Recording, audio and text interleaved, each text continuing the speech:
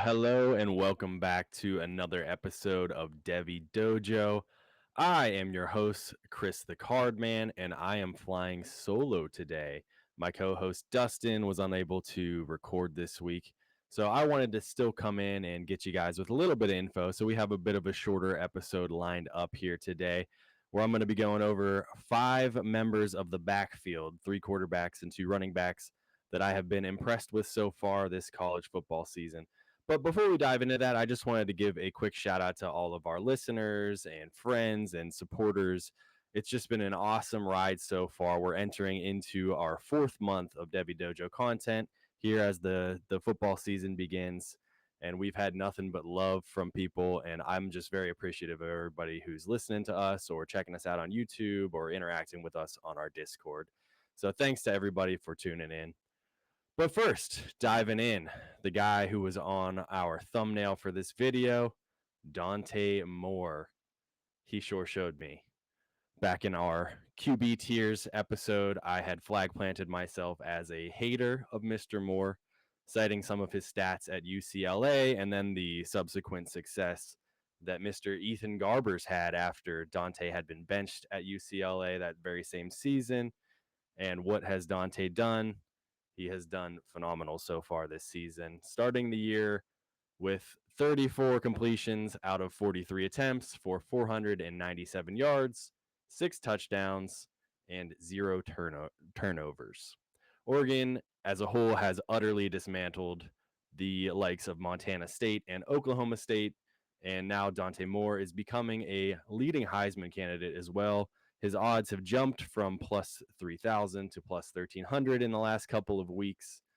But honestly, what really has impressed me the most is just how quickly he seems to be managing the game. He's processing the plays very well. He's getting the ball out lightning quick, and his velocity looks almost effortless. He's leading his receivers perfectly. He's really helping out everybody's Decorian Moore stocks. And, Moore isn't necessarily one of the focus points of this episode because he was already a higher price Devy asset, but he looks good, man. If you have any shares of Decorian Moore, you're very happy with it, and you're very happy with what Dante Moore has done for him at the quarterback position. Right now, this offense is firing on all cylinders thanks to Dante's leadership, and we may be staring at yet another Heisman finalist coming out of the quarterback position at Oregon.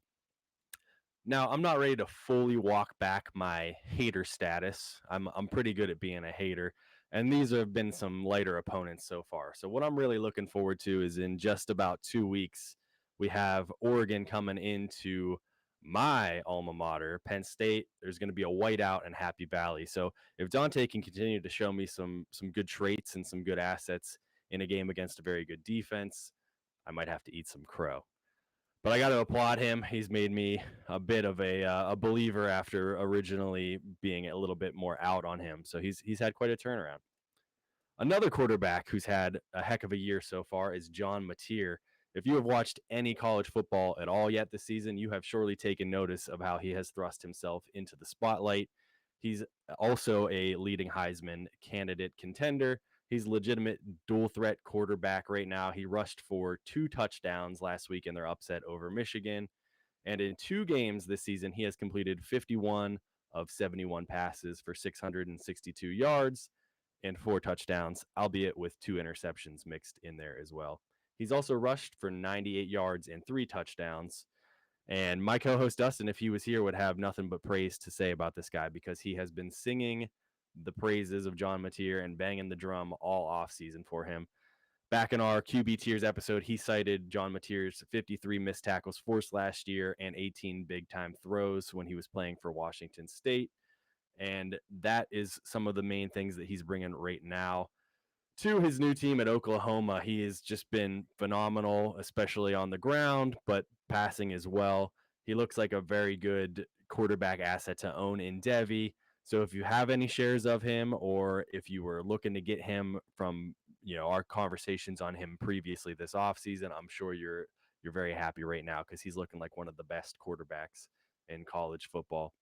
He's starting to garner some first round pick discussions, and I've heard people even throwing his name out as a potential number one overall. I'm not quite ready to go that far yet, but we definitely like what we've seen, and he could potentially become a first round pick in Dynasty Superflex leagues. The third quarterback that I wanted to highlight today was Beau Pribula.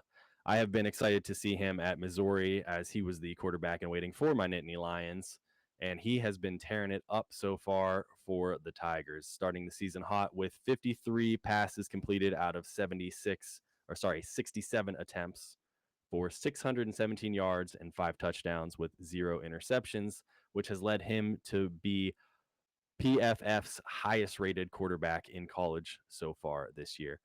He has also made a little bit of noise on his feet, mostly in the first game of the season. He was a little bit more bottled up on the ground last week against Texas, but he is a nice dual threat quarterback, and it's just been really fun to watch him shine for the Tigers, man. I don't know that he's necessarily a terrific Devy asset because I don't necessarily see him translating super well to the NFL. So this might be a good sell high opportunity if you have him on any Devy rosters. I think that he's a little bit limited by arm strength and his mechanics are a little bit sloppy. They need a little bit tightening up, especially his release, which can be a little bit slow, especially when he's running away from some defenders. But so far this season, he looks really good. So this is an opportunity now for you, if you're a believer, to maybe go out and buy him before the stock gets too high. Or if you do have him now and you want to listen to my advice, maybe sell him off a little bit because I don't know that he's going to make it, as an NFL starting quarterback for your dynasty roster. Moving to another position in the backfield, Mr. Isaac Brown. Dustin said he would fight me if I didn't talk about Isaac Brown, but he was already on my list anyway. So if you caught any highlights this week, you surely saw Isaac Brown because he had a nice highlight reel play, a 78-yard rushing touchdown to ice the game against JMU. He found a seam, turned on the burners, and just outran the entire defense. And what I like the most about that run, if you go back and look for it, it's not hard to find. It seemed like he almost hit the nos there, man. He had a little bit of a nitro boost for the last tackler. Just put a little extra gear in there to make sure that he avoided the very last tackle and took that thing all the way to the house. And we did highlight him as well on our RB tiers episode as a name to keep your eye on, and he's very much showing us that right now. He has 12.78 yards per carry, which is currently number one in college football. He was PFF's highest rated running back after the first week of the season. And when you look at the total of his career so far, in 15 games, he now has 4 rushes of 67 yards or more. He's an absolute home run threat, and he's been showing that off tremendously so far this year. Our main concern with him remains the same, that he's a little bit undersized at only 5'9" and 190 pounds, but we have seen those kinds of players make some noise in the NFL, and somebody with that exact same build, Devon Achane, who is obviously one of the better running backs to own in Dynasty right now. Although if you watched any of the Finns last week, that might not be the case right now. You might not be the super happiest with how the Dolphins offense is looking. But Achane is totally a name to own in Dynasty, and Isaac Brown is a perfect comp in that sense as a home run hitting smaller running back. So somebody that you definitely want to have on your Devy roster if you don't already. And last but not least, Ahmad Hardy, another guy we've talked about a little bit in the past, but not as much as some of these other players. This is Beau Pribula's teammate and fellow transfer at Missouri, and so far he's had a nice impact for the Tigers. He led college football with an astounding 12 missed tackles forced last week against Kansas, compiling 112 yards and a touchdown on 25 carries.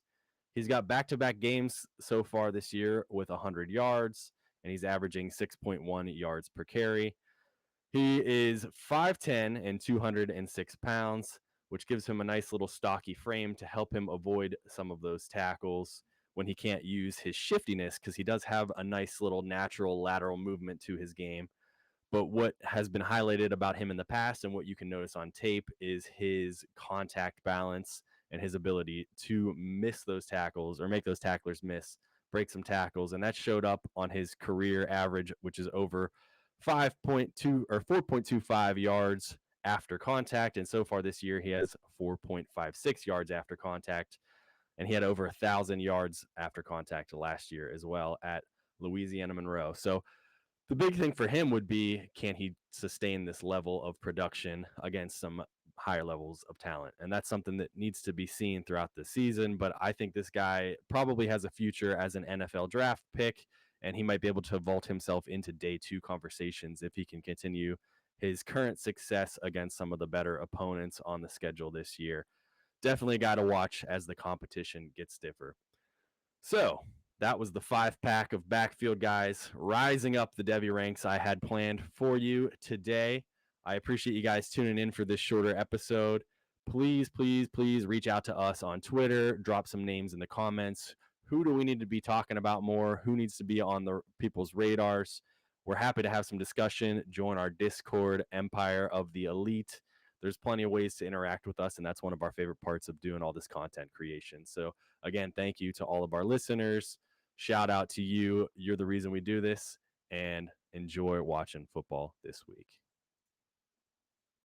We are here. FantasySportsAdvice.com, offering the best fantasy sports social media platform. Why join endless Discord communities or the trolls of Reddit? Fantasy Sports Advice is a community designed to help you win with 24/7 support. Go to FantasySportsAdvice.com and become a pro member for unlimited access. Again, go to FantasySportsAdvice.com.